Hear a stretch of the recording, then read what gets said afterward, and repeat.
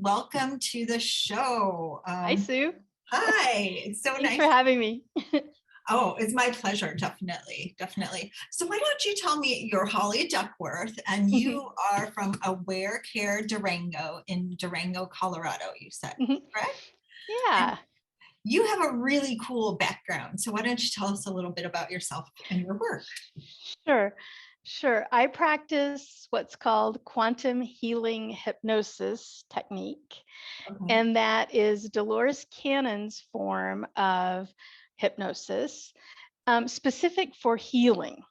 So QHHT is kind of a really unusual form of hypnosis where we connect with the higher self in a very deep state of trance to get the client's questions answered or physical or emotional healing done. And that's what I do most days of the week.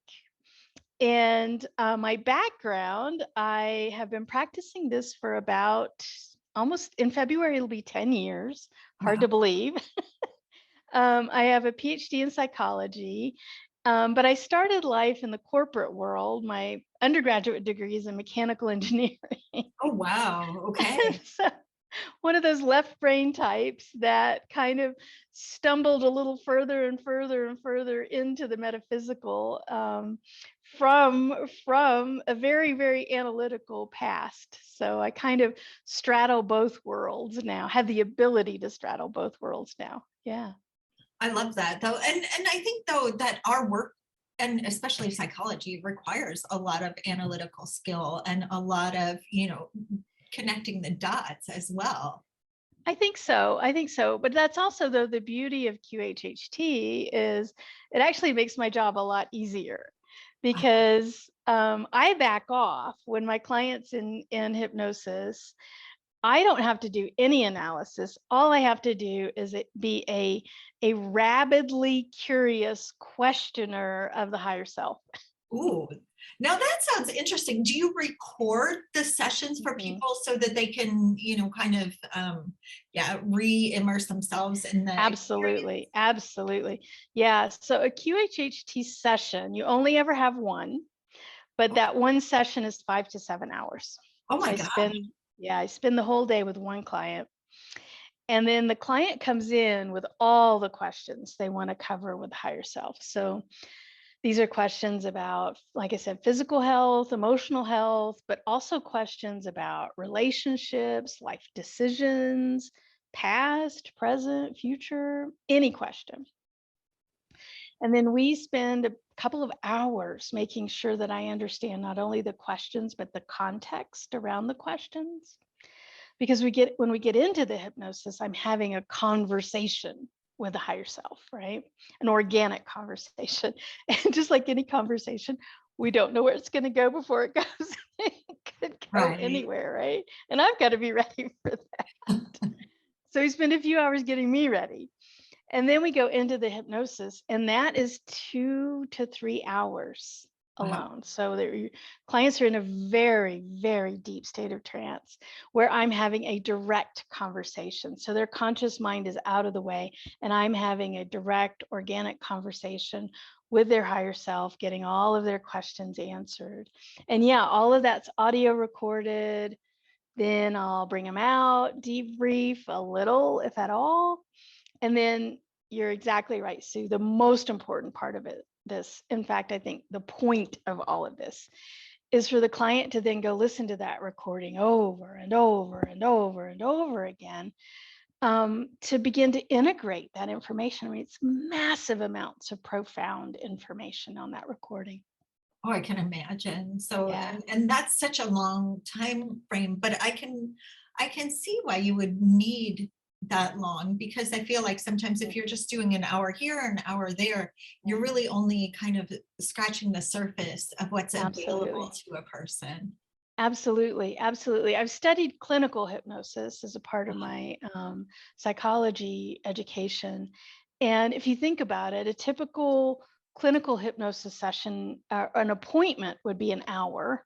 And Right. so then you've got maybe 10 minutes of interaction with the psychologist. at the front, and then you've got another 10 minutes of paperwork or debrief or whatever at the end.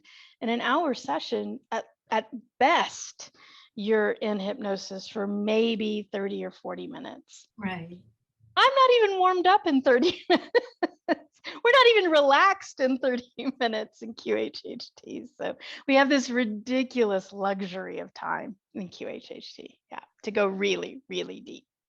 But I love that though. I mean, on the one hand, I love doing hotline, quick, like wham, bam, thank you, ma'am, it's all done kind of thing. But when I feel like we get that truly profound, more of an exploration is in those longer sessions where there is not such a time constraint and sometimes with this work, financial constraint as well. Yeah. And it's one and done. So let's spend the time. I've had, over the years of doing this, almost 10 years, I've only ever had 3 clients come back for a second session. Oh, wow. It is extremely rare. And so the belief is that the higher self knows what you're going to need 5 years in the future, 10 years in the future. That's pre-programmed in that recording for you already. I have a recording of myself in hypnosis from 9 years ago. I'm still working with it. I've listened to this thing hundreds of times. But what happens, I think, is that circumstances change. Some things have a whole new meaning. I continue to grow. Things continue to have a deeper meaning. So it's really about working with the information on that recording for literally years after the session. That's how profound the information is. Well, it sounds like it. And so you do a lot of Vorbereiten, which I know is German, and I know you probably do understand it. So preparation for each session then? No, none. Oh. None. Zero. I don't know my clients beforehand. I've never met them before. I've never interacted with them before, other than them scheduling their appointment. We do everything in that session, and I don't contact them after. We aren't allowed to contact them after. Sorry. Yeah, the point is, Dolores believed that if the practitioner were following up with the client after the session, then that meant that our ego was attached to the outcome, and that's not what we want. The client has free will. For example, a lot of what I'll be working with in QHHT is physical healing. So things like cancer, autoimmune diseases, all sorts of physical healing. And in this office on Wednesday, we could have complete healing of cancer, and the higher self confirmed that. And the client has the free will on Friday morning to pick his cancer back up and continue with that experience. I can't have my ego intertwined with that, right? His free will. I love that. That's so important, and especially when we're working with empowering people at that soul level to choose their own outcomes. And as a reader myself too, it is that I have to let it go, and it's almost to the point where some people will come back to me and they'll be like, hey, the last time I talked to you about this and that and the other thing, and I'm just like, I don't allow myself to hold on to that, because I can't allow myself to hold on to that. Exactly. So, Can I give you an example? Sure. Maybe you've had something like this too. I had an older gentleman, probably, I think he was in his early 70s, and he had throat cancer. It was actually, he had all the chemo and everything, and then it had come back. And as we usually know, when it comes back, it really comes back. And of course, the first time he had gone through all the Western medicine stuff, with the chemo and radiation and all of that. And here he was with the recurrence. And what we find in most physical manifestations, it's a message. It's the higher self is trying to get through messaging through our bodies for some sort of change. And the higher self was really quite clear with him that he wasn't speaking his truth with his wife, with his spouse. And this had gone on for 50 years, right? Of him wanting to say things, she was kind of a bit of a bully, a bit of a, a bit of a dominating personality. And the point of the entire throat cancer experience was for him to learn to speak his truth to her, to stand up to her. But this behavior had gone on for 50 years, and it was very clear from the higher self in his QHHT session what the cancer was about, completely unraveled. They healed it in that session, but he would have to change the dynamics of his relationship with his spouse. That's up to him. The higher self can do what it does. It can affect the healing instantaneously. But if he continues to squelch his voice with his spouse, the cancer is not going to stay away, Right. So it's kind of this like symbiosis between what's coming from the higher self and what we choose to do with our free will in our human life. Right. And basically you're hitting on such a profound place in our work and in the healing work and in psychology and in self-help and in personal strength and everything. Is just really those daily decisions that we make that have such a big effect on the way that our life turns out, even to the point of cancer or digestive issues, for example, if you're living with something that you can't digest, Right. the headaches or right. Gut health is a big thing right now for a lot of people. And it's amazing how much subconscious thoughts and the way we live our lives dictate what manifests on a physical level for us. Yes. Yeah. And that's the point.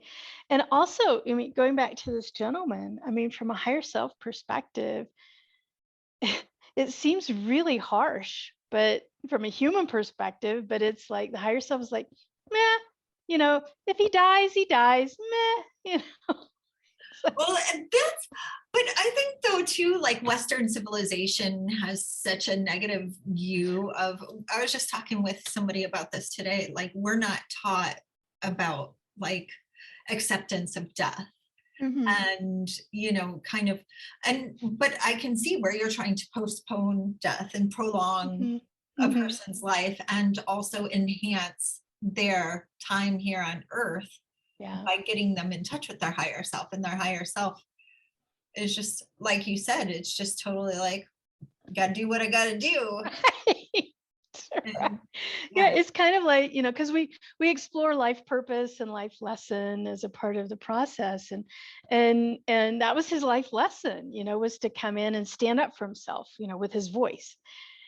He chose this particular partner before he came in, to have this experience, to practice, and on the spirit side, his soul was going, oh yeah, I want to go have that human experience. And this time I want to learn how to really stand up for myself with my voice. If you aren't fulfilling the purpose and the lesson, the point of the incarnation from the higher self perspective, it's kind of like, well, let's be done with this. And yeah, you can try it again if you want or not, it's up to you. But it's so important that we recognize that on this plane, that there's a lot going on in the background that our soul has chosen for us. And this is something, and we should probably talk about, psychology as this basis for your interactions with your clients and everything like that. But you said that you had listened to the session with Rocco and just, kind of helping a person to make the proper decisions based on their own free will, but also with this higher self. And I don't know how to do this, but it just seems like it's important to get out into the community right now as well. Yeah. Yeah, I actually teach a course called Higher Self Integration, Ah, which is where I'm teaching people, because modern society has us put so much emphasis on the ego self, right? And it's the ego self is a beautiful, beautiful part of us. I mean, I hate it when people say ego death or whatever. No, you chose to incarnate as a human being, which meant that you chose to have this ego experience. And the ego has a really important job, and that is to keep our body, our human body, our animal body alive, right? To make sure we're clothed and housed and fed and alive. And when you think about it, then the language of ego self then is fear, because it's always on the lookout, right, of any sort of risks or danger. And the higher self, like we were just talking about this gentleman, I mean, they're kind of like, meh, you know, you live, you die. I'm eternal. It's a blip. It's a blip on the face of eternity. And so when we can marry those two perspectives of ourselves, in every moment of every day, that's kind of cool. And we don't have to rely only on that ego self to make our decisions, to unravel and understand things that are going on around us. We can actually, on a day-to-day basis, have a higher self perspective on even the mundane things that we do. Yeah. well, and that's what allows for the spaciousness in life, I think, when Mhm. you have that integration, because then you don't worry so much about every tiny little action, reaction, consequence, Yeah. that you understand that everything that you're doing is the right thing for your soul at that Yeah. time. Yeah. Or you do, like the gentleman we were just talking about, his wife asking him or not asking him, do you want cream in your coffee? But him wanting cream in his coffee and not standing up for himself, right? Once we've got that integration, things that we think were unimportant can become important, like the example of this gentleman standing up for himself with his voice. No, I want, oh, sorry. No, I want cream in my coffee, right? And or if it is unimportant, understanding the unimportance. But some of the things that we think are unimportant are actually important from a bigger picture purpose and lesson, life purpose and life lesson. I'm glad you made that distinction, or I'm glad you rolled it back and talked about that, because yeah, those little things are, kind of personal preferences and how we just kind of, and we're not fully embracing our true authentic desires, Yeah. and it's just really like getting more in alignment with your desires, and also with an overarching perspective of It is. how everything is kind of flowing in your life.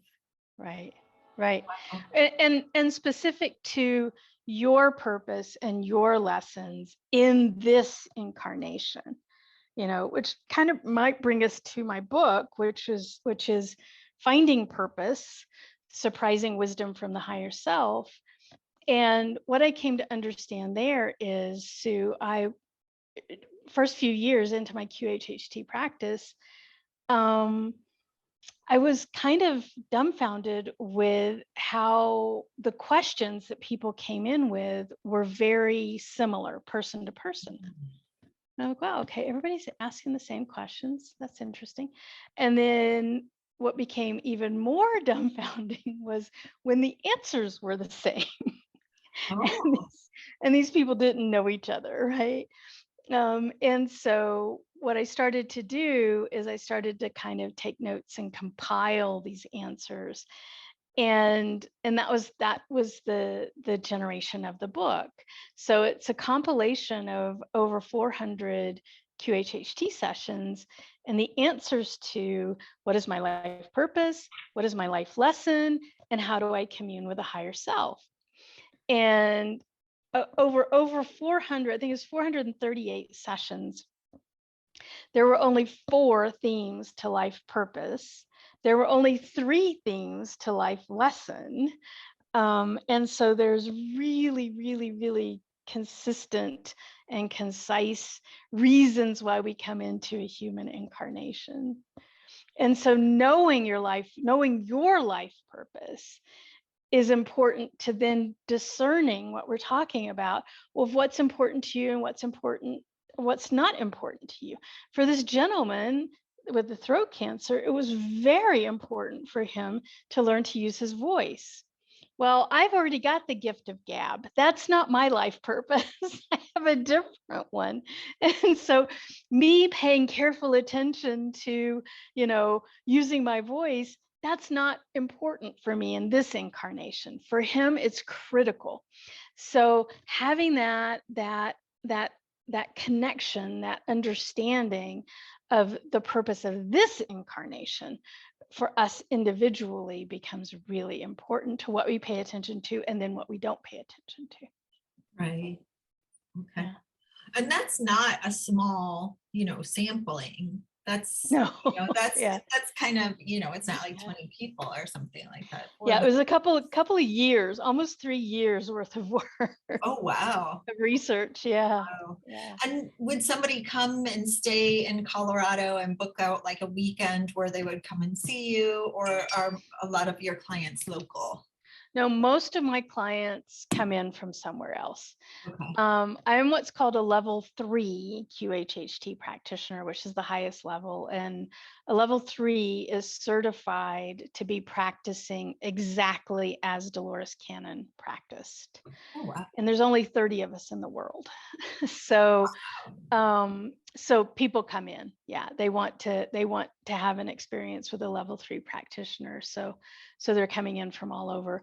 I'm in Colorado, so I have a lot of clients from Utah and Arizona and New Mexico and Kansas and all of the states around. And then there's in the US, there's other practitioners in California and Florida and Massachusetts. And so there's a few of us around. And then there's also level 3 practitioners in Hong Kong and Australia and Spain and England.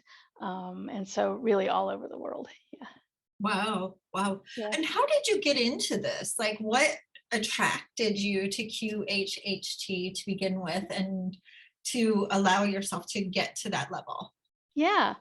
So I finished my PhD in psychology in 2010. Okay. And it was one of these things that I know you'll understand this, Sue. Like I was compelled to do that. And I was in a situation where I could. And but I didn't know why. It was just this intuition that I just knew I had to do it. But I didn't know why. So I graduate, I'm doing a little bit of Jungian analysis was what I was really into, and some talk therapy, psychotherapy. And in December of 2012, my, at that time, 20-year-old son went to jail. He got arrested for driving while drunk. And it was a situation where he was going to be in jail for 21 days. And I couldn't visit him. I couldn't do any sort of video chatting. I could only have really rare phone calls with him for the 21 days. And he found one of Dolores Cannon's books in jail. And in one of our phone calls, he's like, "Hey, Mom, I found this book. I think you'd love it." And it was Dolores Cannon Convoluted Universe Book 4. And I'm like, okay, I'd never heard of her. I didn't know who she was, but I just, like Amazon, click. So I'd have the book. The next time we had a conversation, we'd have something to talk about. And I get that book and I'm reading it. And Sue, it's like, oh my gosh, everything I've ever believed. And here it is in print. Things like, God is a source energy, not some dude in sandals on a cloud, right? All sorts of concepts of time and quantum theories and energy beings and other planet people and all kinds of things. And so my son gets out of jail, and I said, let's go see her. She would do these weekend seminars at the time, like a 3-day weekend thing. And she would put 200 people in a ballroom into hypnosis simultaneously. Oh Okay. my gosh. It was one of those things, right? So I was such a fan. By the time my son got out of jail, I had read 5 books. I was just devouring them. But I'm thinking, because my background's in engineering, right? And I'm thinking, I think this hypnosis stuff works on those people, but it's not going to work on me, right? I'm a total skeptic, right? But I had so much respect for her research that she had done through her hypnosis. She wrote books on Jesus and the Essenes. She wrote books on the seeding of life on Earth. She wrote books. She had a connection with Nostradamus through hypnosis across time. She wrote 3 volumes of books on her interactions with Nostradamus. So she just had covered all of this material from a research standpoint, and I was just really fascinated with it. So I wanted to be with her. So we go into this weekend seminar, and of course, the first time into hypnosis, it works beautifully. I'm having this profound experience, and this is just ridiculous hypnosis experience in the ballroom with 100 other people. And like I'm just overwhelmed, right? That this worked on me, left brain me, and like I'm gonna run up to the stage and tell Dolores Cannon, "Did you know this works? This really works." she's been doing it for 40 years by then. But anyway, that was in January of 2013. I was in training in February of 2013. I'm like, Oh, wow. I'm done. This is it. I know exactly what I'm doing for the rest of my life. This is it. It was so powerful, so profound. I'm like, there's no reason to do any other form of healing. This is just way too powerful to, waste your time on anything else. Yeah. Oh, that's interesting because like, do you work with energy healing on any level? Like, have you done Reiki, but you just felt like this was so. Okay, so here's a thought process. So Reiki, so with Reiki, it's one human to another human using energy to help one human help another human.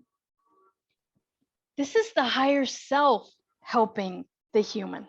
Okay, so why would you have a human help a human when you could have an eternal being help a human? Do you follow me? Yeah and no, because like when you're working with Reiki, it's supposed to be, kind of higher consciousness. It's supposed to be like universal life force energy. So it's just probably, but like, number one, did you see that flash when we were talking? Yes, I did. Really I did. interesting. Yeah. But no, I think that's like when you think about going into a person and having them work directly with their own higher self, I can see how that would, because they're working, it's just like working with in their own micro biosphere. Yeah. I had a client, maybe this helps also explain it. So I had a client just last week. And so part of Dolores's technique is I use the term other life, not past life. Okay. But yeah. We do use an other life experience to deepen the trance, to set the trance state as we go into the direct conversation with the higher self. And this client came in her list of questions, she had gone to this psychic practitioner who focused on reading other people's Akashic records or past life experiences. And she had this long list of past life experiences that this other woman had told her about. Experiences in ancient Egypt and I don't know, all sorts of places.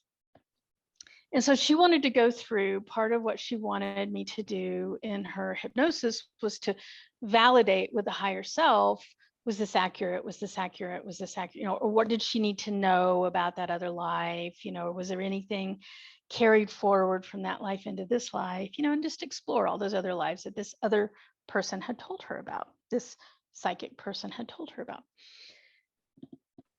None of them were true. None of them. Zero. There's a list of about 7 other lives that this other practitioner had told her that she had experienced.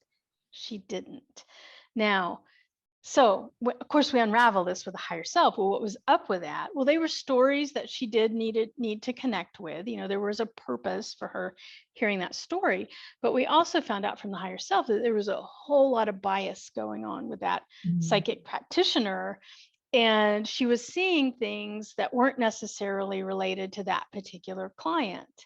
But that practitioner didn't have the discernment, I guess, to understand that. And so it's just an example of how when someone else is telling you something about you, well, it has to go through that person's bias, even if it's energetic. And in QHHT, it's you telling you. I'm not telling you anything. I'm just asking the questions. Right. And you're telling you through you, the big you is telling you through you the truth. It doesn't go through anyone else's filters. Yes, thank you. Because that's one of the things, that is really, really important and really, really coming into my field lately is how much, our filters or the filter of the reader sometimes affects the reading. Absolutely. And so giving the person the power to either read cards or connect with their higher self or, run their own energy for themselves is super powerful and super empowering because, like you said, people come with their own stories. People come with, even people who are well-meaning. Absolutely. This woman wasn't pretending to be psychic when she wasn't, she wasn't, nothing was malicious. The higher self just said that she was still learning her own discernment of what was accurate and what wasn't. Yeah. Right. And then pulling that, like as somebody who receives a lot of downloads and communication and stuff like that, sometimes you have to ask your client, like, I keep hearing this name over and over and again, is this for you? Because it just keeps coming up and keeps coming up. And, I had something like that happen recently where it was just like, Betty. And I'm just like, okay, Betty, I'm doing a reading now. I'm just like, Betty. And then I said, do you know a Betty? And my client was like, yeah, that's actually the neighbor with Alzheimer's who I check in on. And within 5 minutes, Betty is texting her. But Betty is in her field. But sometimes you don't know, does that belong to me or does that belong to that person? Right. And that wasn't an Airbnb in a different, so you don't know what's to the house, to me, to the client, what's going on with that. Right. So, and one thing I wanted to go back on is getting a psychology degree a prerequisite for learning this kind of? Absolutely not. Absolutely not. In fact, Dolores would say that people that were trained in clinical psychology, they had to unlearn what they were trained in order to learn her technique. And it's true. In clinical psychology, the psychologist is implanting subliminal messages through the hypnosis in the altered state of consciousness. In QHHT, it's the opposite. The person in the altered state of consciousness is the one talking, not me. I'm just asking the questions, right? So it's literally the reverse of clinical psychology. Yeah. Oh, that's really cool then, because, but I do see like, it just depends on your client and what their state of health is when they come to you as well, because some people have a lot more issues and triggers that they have to, kind of open themselves up to you in a trusting way. Absolutely. Yeah, absolutely. In that deep state of trance, the client's in a very vulnerable state. And so I have to be trustworthy with their conscious mind, but I also have to be trustworthy with the higher self. Yeah. So I have to do my internal work to make sure that there's trust, not only with me and the ego mind of the client, the conscious mind of the client, but also then the higher self, that the higher self is working with me. Yeah. And that's, a natural BS detector, it seems like. Yes. Yes. Yeah, they flat out won't work with you if you're not, if Wow. your intentions aren't where they need to be. Yeah, Right. absolutely. So that Absolutely. that implies then that you have to not only talk the talk, but you have to walk the walk for yourself. Yes. Yes. Yes. Absolutely. Absolutely. And that's a big part of the training process. A Oh, big part of the training process to get to the level 3 is releasing our own ego, of getting our own ego out of the picture and just being holding space and being that facilitator and that vessel for the client. We aren't healers. Absolutely not. And not in any way, shape, or form. We only facilitate the hypnosis. The higher self is the healer in the QHHT process. and do clients remember their sessions? Do they have any kind of, do they come out of the hypnosis with, That's a great question. So what I've found over the years is that different people experience hypnosis differently. And on one far extreme, some people, for them, they just naturally experience hypnosis in a way that their conscious mind is completely unaware. okay. For these people, I'll wake them up and their first question when they wake up is, "Oh, did it work?" They were gone, right? Oh, wow. And then my next client the next day will have the exact same deep state of hypnosis, and their conscious mind will have been completely aware. They'll remember everything that the higher self said, that I said.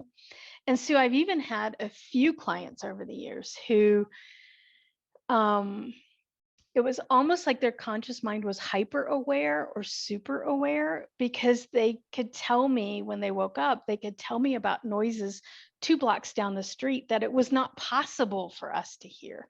Oh, Like wow. their conscious mind was bigger than the room. And I've had all these theories over the years about how to predict who is where, right? And so, like, oh well, practiced meditators will be like this, or left brain men will be like that, or whatever. And it's like, nope. So you couldn't form a hypothesis and then prove it It's at the end. I've tried and I'm wrong every time. Okay. Oh, So when I wow. figure it out, I'll be the queen of hypnosis. But until then, I can't tell someone where they're going to be on that giant spectrum. Now, what I have found, though, interestingly enough, because I'll ask people, well, if you had hypnosis before, and if they have, I'll have them tell me about their experience. And even though there's this big difference person to person to person on conscious awareness, it does seem to be really consistent within a person. So Oh, it's like everybody kind of has their normal of how consciously aware they are during hypnosis. Yeah. no, I'm all like, that brings up a bunch of different questions because then you wonder, like, is their soul more evolved at, when they're more super aware, like you said, Yeah. or, I've had those theories too. Nope. Me. no, okay, okay. Now, do they get into like states where they can do remote viewing, for example, Oh, or, absolutely. Absolutely. A okay, lot of people ask about, like I said, you can have questions about past, present, or future. okay, Now, what I found is the higher self is very cagey about the future, right? I mean, they're usually, because, we've gone into conversations about how, well, I can't really tell you about that because it depends on this person's decision and that person's decision, which timeline, because there's so many factors when we go look at the future. But absolutely, other places in the present, they can certainly go visit, and then of course all manner of past experiences they can visit. Yeah, and I'm revisit. I'm glad though that you bring up the different timelines and the outcomes that are hanging on other people's free will Exactly. as well, because I feel like Exactly. sometimes fortune telling, we'll Mhm. just say that as a, you know, a Yeah. broad generalization, Yeah. kind of pigeonholes people into one belief outcome or outcome belief. Yeah. And Yeah. okay, Yeah. I want to share, can I share a story of that course, yeah, about time? yeah, yeah. So I share it in my book.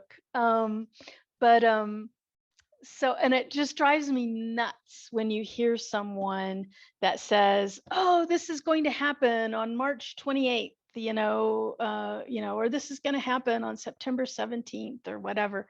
And it's like, oh, sweetie, I don't think you understand the concept of time. Right. So I had this client come in, and this was her question. So she had had this experience, ironically, exactly a year to the day of her QHHT session. And so this was the experience.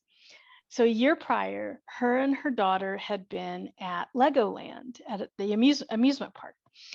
And she got a phone call in the middle of the park. She answered it, and there was this other woman that said, "Hey, our girls played together at church last Sunday. You gave me your phone number to set up a play date for our daughters. I'm just calling you to let's get together." And my client's like, "I don't know who you are. You've got me confused with someone else. I haven't been to that church in like 6 years. I think you've got me confused with someone else." And the other woman's like, "No, I'm calling you on your phone. You gave me your phone number." And these women get into an argument right there, right? One woman thinking this other woman, my client's trying to get out of a play date, and my client convinced that this woman has her confused with someone else. And so finally, my client turns the phone around, takes a selfie of her and her daughter there in the middle of Legoland, and texts it to the woman and says, "Look, you've got me confused with someone else. This is me and my daughter." And the other woman says, "No, that's you, and your older daughter looks a lot like your younger daughter." And my client says, "I only have one daughter." And so she comes into her session. She's like, "What? I just want to find out from the higher self, what was up with that? What was that?" It was just this weird interaction, this argument that she had with no explanation, right? And so the higher self told her that 6 years prior, that they had had that interaction when her daughter was much younger, and the girls did play together, but the mother energetically, for reasons of protecting the daughter, moved her and her daughter 6 years into the future. So literally, what was 3 days to one woman was 6 years to the other woman. Now, it Oh, wasn't like my client didn't have 6 missing years. It's just that her arc of time was different than the other woman's arc of time. And the higher self said, ideally, the other woman would have lost the phone number and never made the connection, and everything would have been copacetic. But no, that's not what happened. And so literally what was 6 years to one woman was 3 days to another. So I wow. use this example when people and fortune tellers are trying to predict something for some, mass swath of humanity. And it's like, you can't say that that's going to happen on September 17th, because my September 17th isn't your September 17th. Do you Right. follow me? Yeah, and I've been seeing a lot, not to bring TikTok into the thing, but I've been seeing a lot about that on TikTok, or, Mhm. like a lot of people who might not understand what timelines are, might understand like the Mandela effect Yeah. too, or might have heard of it, where, Yeah. things just shift and you go Exactly. back and you're like, Exactly. yeah, what happened here? But for it to Yeah. be such a pronounced thing. And yeah, and then you get into like each individual consciousness, and are we all one Exactly. person reliving life over and over again Exactly.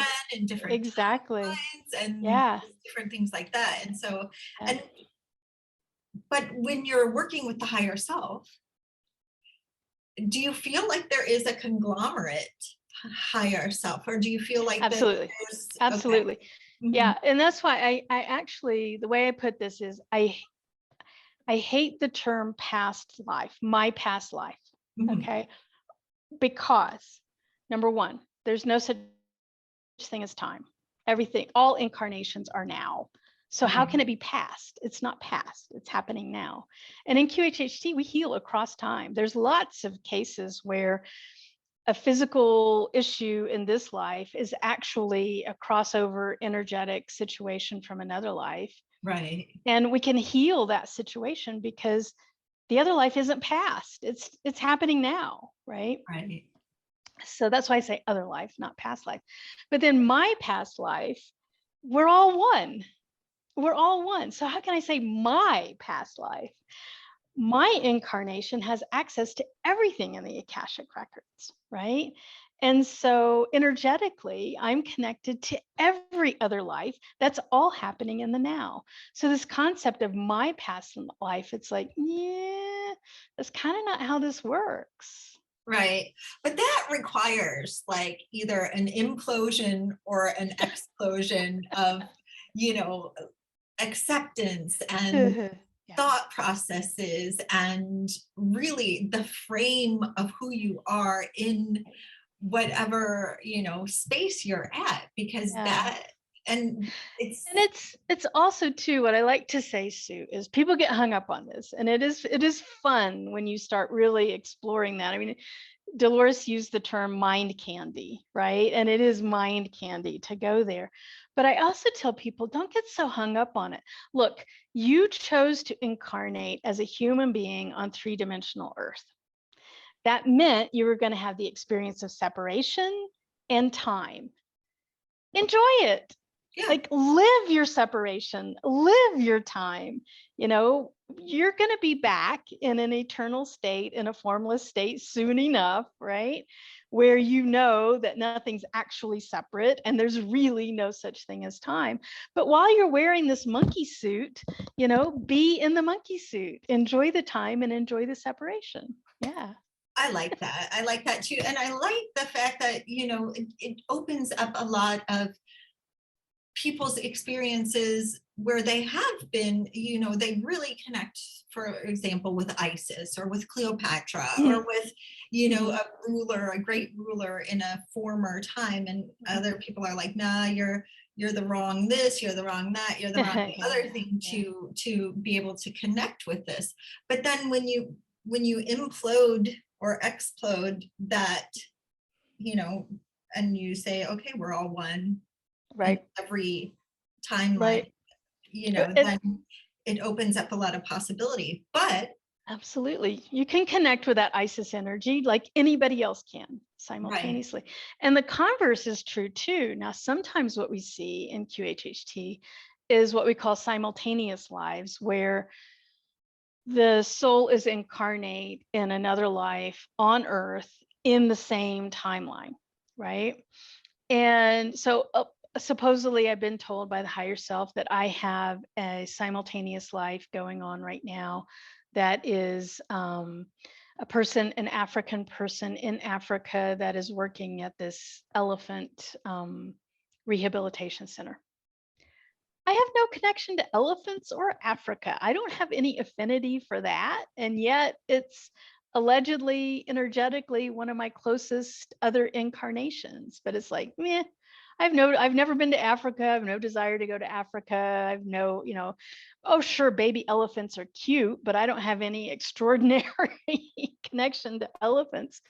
You know, so it goes both ways, right? right, Where we can have other incarnations that are, you know, close in terms of the timeline and not have any affinity to it. And yet we can have an affinity for, you know, Isis energy.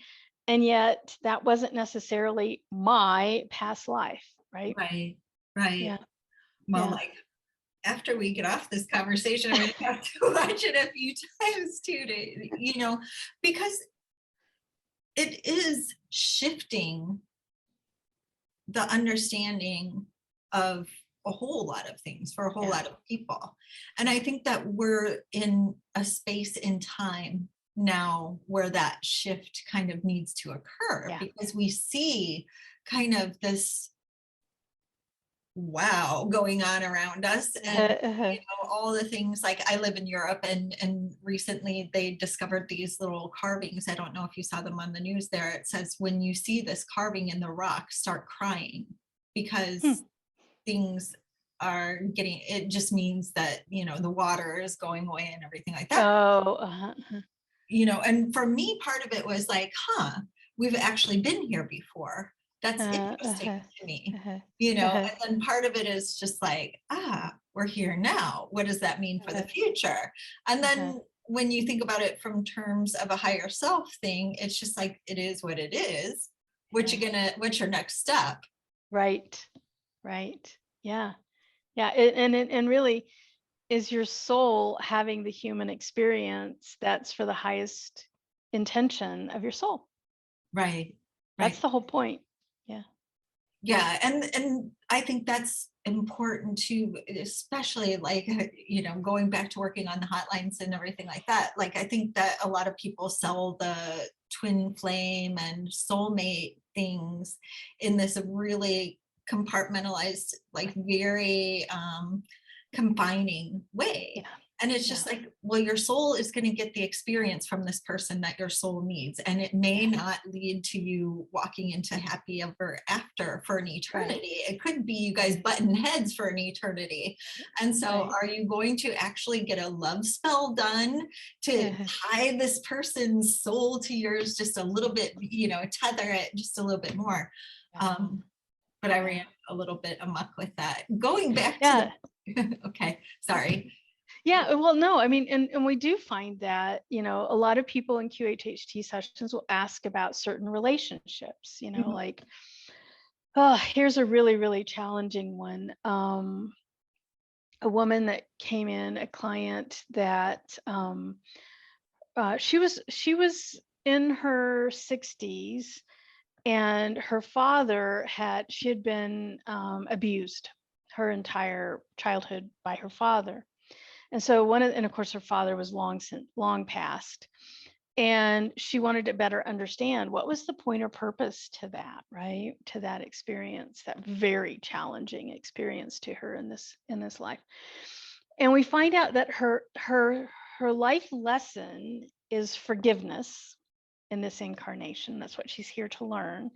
And her father was actually like an elder of her soul family. And he agreed to come in with her in this incarnation and be this horrible person, to be this villain, because she wanted to learn forgiveness. And so often we find this where these soul family members will come in to play these roles, and some of them, not pleasant at all. And yet, you know, you asked for it. It was important to have that really challenging experience in this incarnation. Right. And just to like remind the audience, we're not saying you asked for it, you know. Right. You know, At a soul level, you blame. wanted to learn forgiveness. Well, if at a soul level you want to learn forgiveness, there has to be a villain to forgive. Right. Right. Yeah. So and it's I really think that we think it's going to be a lot easier on the other side of the veil before we come in. It's like, really? Why would you think you would want to do that? But anyway. Right. But it's just looking at each life from a different perspective, or each soul's journey from a different perspective. But I'm trying to tell myself, like, Holly, remember when you're back on the other side of the veil, it's not that easy. Right. Now that do you go over when you're working? No, with other people. I am dead set on the questions and the conversation and getting out of the questions and the conversation what the client wants. So my analytic mind is on high hyperdrive Okay. during a QHHT session. Yeah. Okay. So you're not there to hold hands and Mm-mm. bring a person through the experience. You're there to be the almost like clinical sterile vessel, Yeah. perhaps. I don't know if vessel Well, is just really having conversation. a really deep seated curiosity. I mean, like the example we were just using, where the woman's father was the villain for her to learn forgiveness. I mean, all kinds of questions like that. Well, did she know him before this incarnation? Will she know him after this incarnation? What was the purpose of their relationship in this incarnation? Where is he now? What would he have to say to her now? Has she learned forgiveness? Has she learned what she needed from the experience? What else can she learn from the experience? On and on and on. That's my job, is that just that incessant questioning to get the information out of the higher self for the client. Okay, so you might start out with the question of this relationship and exploring it, and then you are tasked with bringing up these 25, 30, 100 Exactly. extra questions so that the person can really connect with the true answer from Absolutely. themselves, instead of just like, okay, check, we checked that off the. Exactly. Yeah. No, we're diving deep. Yeah. Yeah. And do they fill out like some kind of questionnaire form before they come in, or this is something that they just sit down, you say, hey, how's it going? Yeah, they write down their questions, and that could be in any form, it doesn't matter. And then I get to know a little bit about them, their life story, and then we go into the questions. And usually through the conversation of their life story, I will have picked out, the backside, the backstory of the question. But if not, then we'll go through every question, and it could be 10 to 15 questions in a QH. But each question is really, think about it. I tell people, think about it as like a conversation starter. Right. It's not like question, answer.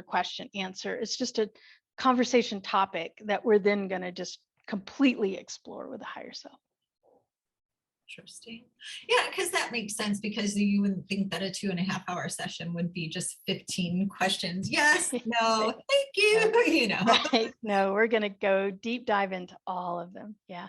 All the nooks and crannies for that topic. Yeah. Yeah.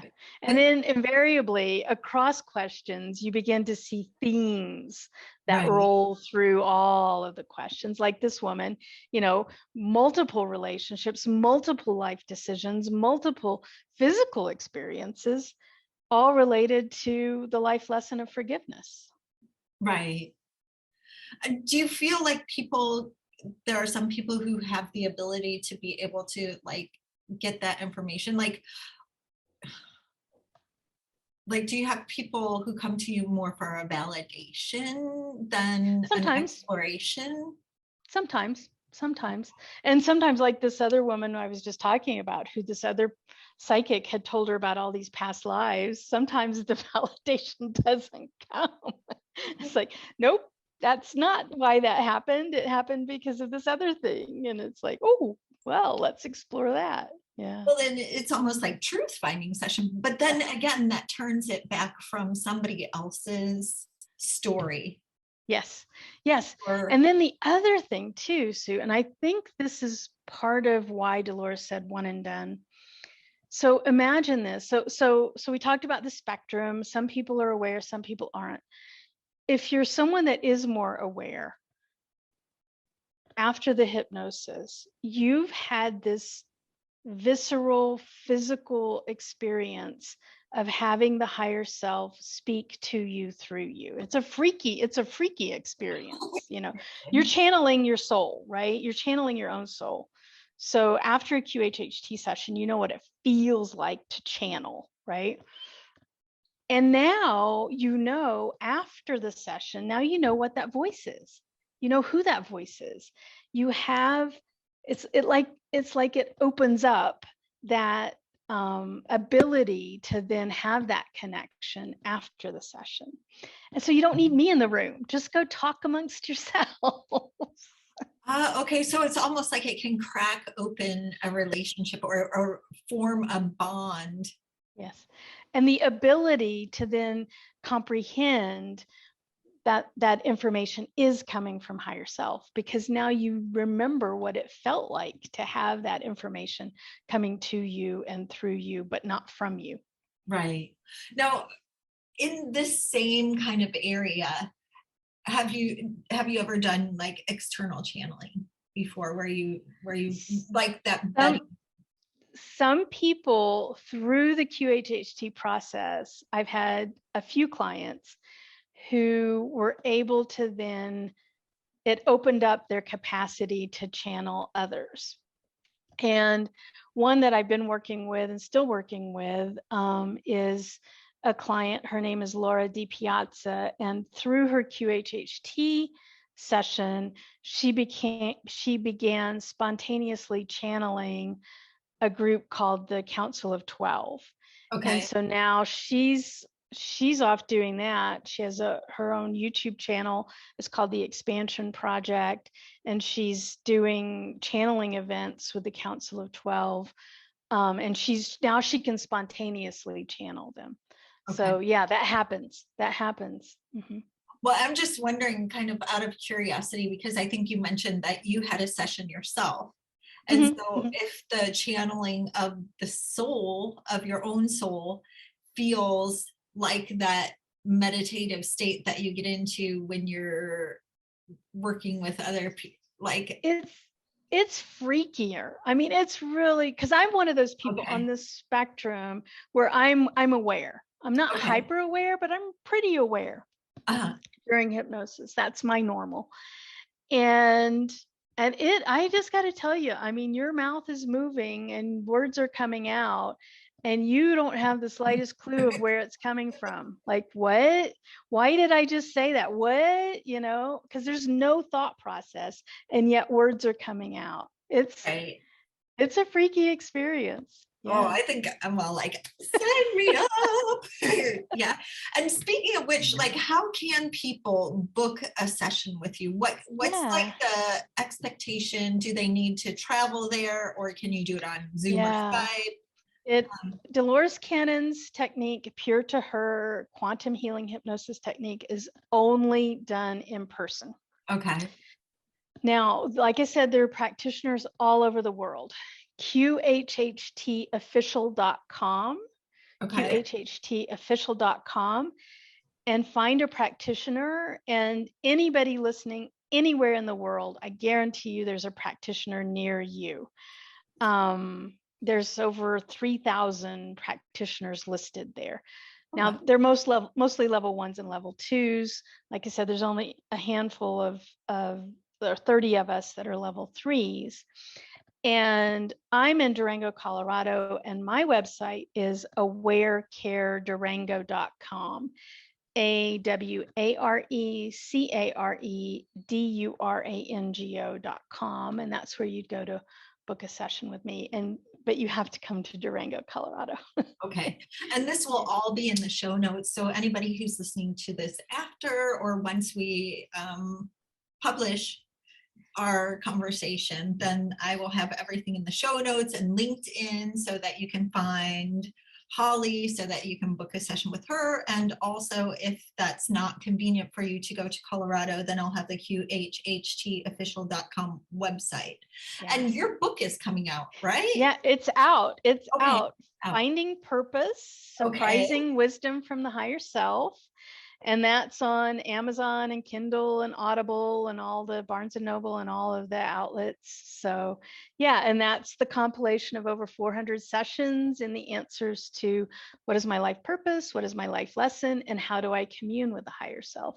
So while you're waiting for your QHHT session, you can read the book and get at least a hint of what the answers to those questions might be for you.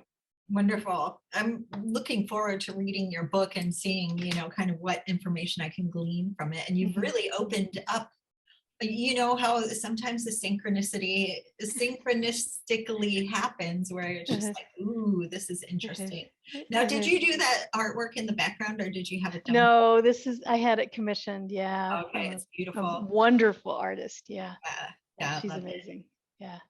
Yeah. And is there any like last thought that you'd like to leave people with from this conversation? Well, I think it's important. You alluded to it, but if no one's familiar with Dolores Cannon, highly recommend you find out about her. I think she has her YouTube channel has over 300,000 subscribers. She, like I said, she's written 20 books. One of the most important books I think of hers right now is called Three Waves of Volunteers and the New Earth. And so if people aren't familiar with Dolores, I would highly recommend Dolores Cannon's Three Waves of Volunteers in the New Earth. And it's all about the earth shifts that are going on right now and the research that she did about that in her hypnosis work. I think that's something that, yeah, I'm probably going to pick that up now to see, you know, because it is an important time in history. And a lot of us feel like we, what's the word, not spawned, we incarnated during this time to help with this shift. But a lot of us are just like, well, how, you know, I feel so powerless in this. And so really coming to this place, and even through us meeting here and, you know, all just the synchronicities that happen and the different timelines merging and converging from there, it's kind of fascinating stuff. Yeah. I really appreciate you taking the time out today, Holly, to talk. Thank you. Thank you for the opportunity. Oh my gosh, yeah. I'm all like, I love learning about new stuff and talking to new people. So, and really getting this affirmation. I mean, this is probably something that I needed right now in some level in my soul. And just, you know, kind of knowing that you reached out to me and that our conversation was something that both of us needed. So yeah. Love it. Okay. And in divine timing. Exactly. It's like I said, when we both need it and it comes up, and so I'm going to pick up your book. I'm going to pick up this Dolores book. I think my reading is going to be like going on for a while, but thank you, Holly, for your insight and your, you know, the way that you explained everything to us was really easy to comprehend and also to connect with. So I appreciate that. Yeah, thank you. Thank you for the opportunity, Sue. Oh, you're welcome, Holly. And everybody, if you'd like to get a hold of Holly Duckworth, you can find her on her website. That's Aware Care Durango. That's AwareCareDurango.com. And you can read more about Holly, her experiences, her work, and also book sessions with her from there. So, and you can find Holly's book, which again is Finding Purpose. That's the short version of the title.